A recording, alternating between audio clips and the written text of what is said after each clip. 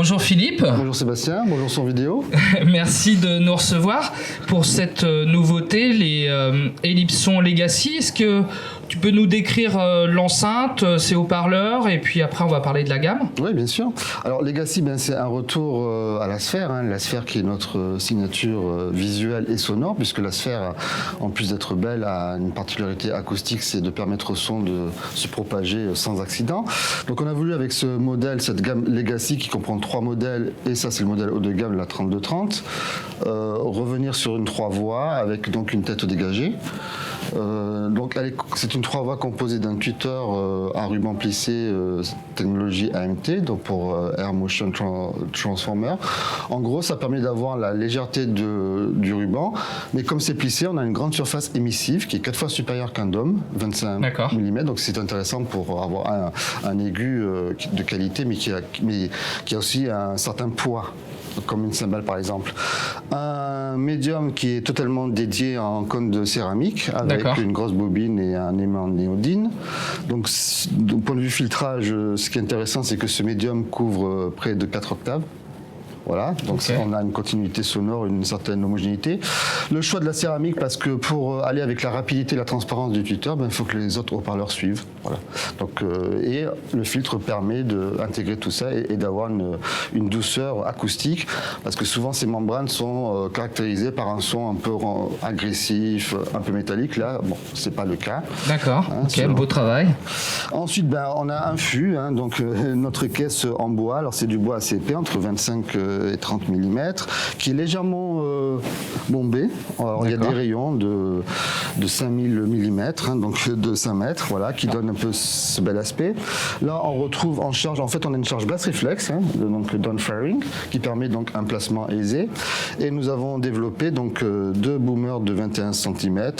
Alors, c'est des pulpes de cellulose surfacées de couches d'aluminium, voilà, pour un beau travail en piston. Aluminium et céramique aussi? Non, c'est du papier recouvert d'une couche d'aluminium. D'accord. Donc ça permet d'avoir un travail en piston sans fractionnement. Voilà, le fait de poser 2 matériaux dans cette zone pour le grave, ça permet d'avoir un meilleur comportement. Et bien sûr, redoublement et grosse bobine.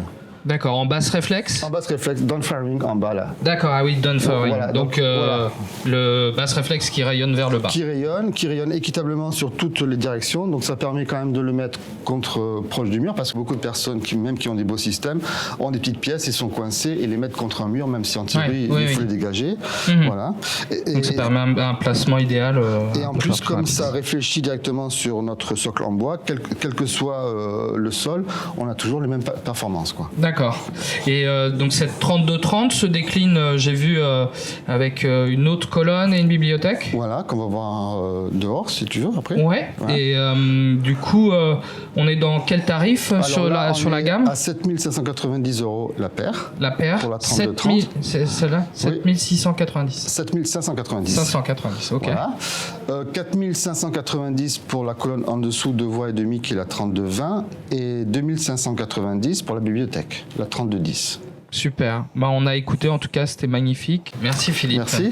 Philippe, voici les 3210 et 3220. Donc les déclinaisons des 3230 qu'on a vues précédemment. Un tweeter légèrement différent sur ces 3220 et 3210. Est-ce que tu peux nous en dire un peu plus sur ces 2 modèles? Oui. Alors, point de vue Twitter, c'est simplement la surface émissive qui est différente, sinon les performances sont les mêmes. Donc c'est un tuteur qui se recouvre plus facilement pour la partie aussi au médium, puisque nous avons une 2 voix sur la 3210 et une 2 voix et demi. Les haut-parleurs qui la composent, ce sont des haut-parleurs en aluminium surfacés de céramique. D'accord. Voilà, donc l'intérêt, donc on a toujours de la légèreté et de la rigidité, un beau travail en piston, mais on a aussi le fait d'opposer 2 matériaux céramique et aluminium permet de ne pas avoir une fréquence de fractionnement trop haute, et ça nous permet de faire un beau recouvrement entre le haut médium reproduit par cet haut-parleur AMT et la partie médium reproduite par cet haut-parleur là. Lui vient bien sûr en renfort dans le grave. D'accord. Et le tout est chargé via un basse réflexe qui se propage dans le bas selon la technologie. D'accord. Et la 3210, du coup, c'est une close? Non, c'est une deux voies, c'est une basse réflexe, pardon, mais à l'arrière. D'accord, il y a un évent derrière. Voilà. Ok, je le un sens. évent en fait évasé à l'arrière. Bon, elle demandera bien sûr d'être au moins à 20 à 30 cm du mur arrière. Ouais, Voilà. comme toutes les enceintes de type compact ou Voilà, bibliothèque. donc on retrouve exactement les mêmes haut-parleurs. Il n'y a qu'une histoire bien sûr d'impédance qui change. D'accord. Le filtre est aussi sophistiqué. Alors le filtre c'est la partie la plus intéressante en fait d'une enceinte parce que c'est comme si on prend des meilleurs ingrédients mais on ne sait pas comment les cuisiner. Ben, on a des goûts différents. Oui. Donc ce qui se voit pas, c'est quand même très qualitatif. C'est-à-dire que là on a du câblage OFC. Ouais. On a des filtres surdimensionnés en termes de qualité de composants, que ce soit pour les résistances en métal oxyde, que ce soit pour les capacités en polypro de 400 volts. Enfin bon, on a fait des belles choses qui ne se voient pas, mais qui font toute la différence. D'accord. Ok. Et puis une magnifique surface supérieure en alu brossé. Oui, on a les brossés exactement. Ouais. D'accord, bah c'est très joli. Donc les tarifs de ces deux enceintes, 3210 et 3220, tu peux... Alors 2590 pour la bibliothèque 3210, 4590 pour la colonne 3220. Je te remercie beaucoup pour cette présentation.